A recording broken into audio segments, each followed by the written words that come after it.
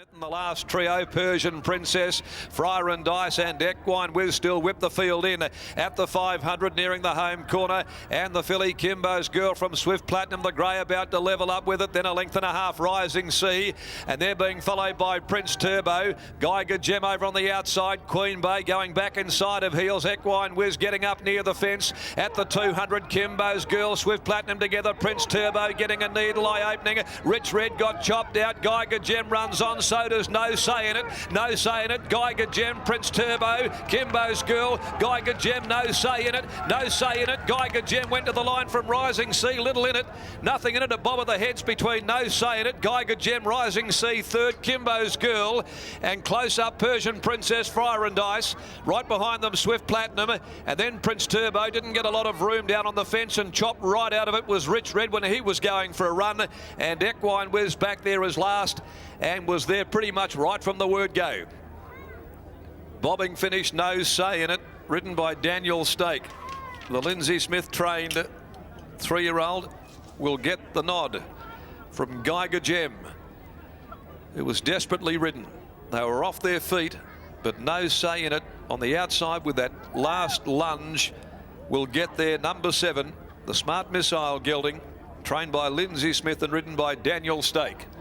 Over Geiger Gem, Peter Hall, and Rising Sea, Jason Brown. And it was either Kimbo's Girl or wide out Friar and Dice that have photoed forth from Prince Turbo. Rich Red stopped in its tracks there as Staples was going for a run, and he was checking off heels at the 200-metre mark, waiting for all placings. But number 7 will get the nod on the outside for Chris Wells, Neil Crawford, C. Roundsville and John Farrick by Smart Missile from Say No More by Hassan A. And it'll be the 3-year-old second victory in 8 starts, trained by Lindsay Smith. $18.30, $4.70 over Geiger Gem by Red Hot Choice from Geiger Rita for Lex and Shirley Piper, trained by Lulu Ciani, handled by Peter Hall, $3.20, and Rising Sea on the fence by Sebring from Time to Climb for Ascot Bloodstock, managed by Matt Rigby, Miss S. Reed, P. Whittleton, Wal Pawson, J. Rigby, M. O'Hare, R. Kenyon, N. Breckicoli, D. Connaughton, A. Nafrenick, and also J. Wongandar Peterson, plus others. Rising Sea. It'll grab third as we wait for the full list of the numbers now to be declared. Next of the day, and it'll pay $170, the favourite Rising Sea. Race 6, the Yellow Glen Handicap over 2,100 metres at 5 after 3. And here in the next, there are no changes.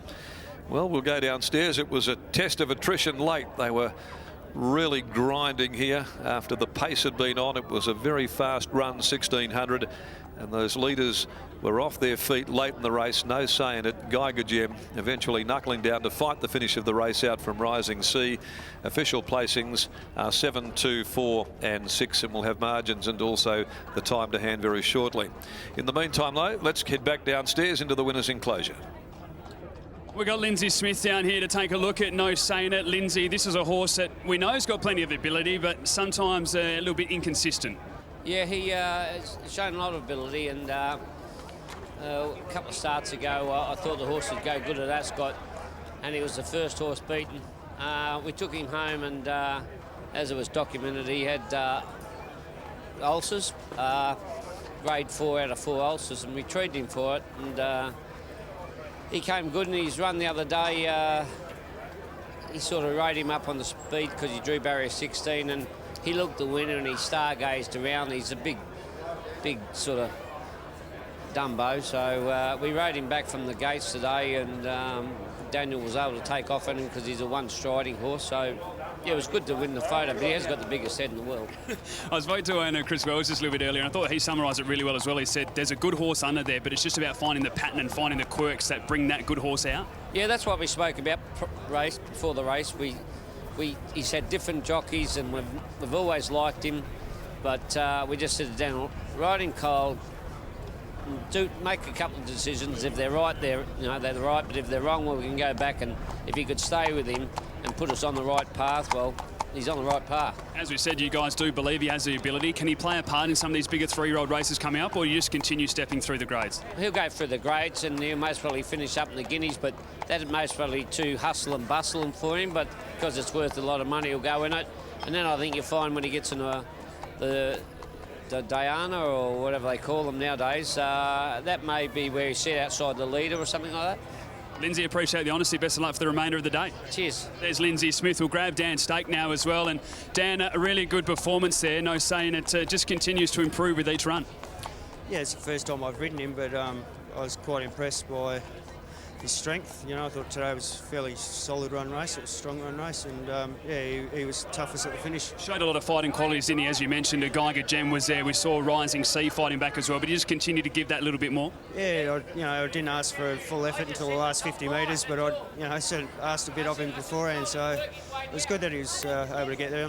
Tell you what, mate, you're in good form at the moment, getting some nice winners, enjoying it still. Yeah, fantastic. Well done, mate. Congratulations. There's winning jock Dan Stake taking out race number 5 here. No saying it, getting the job done for Lindsay Smith.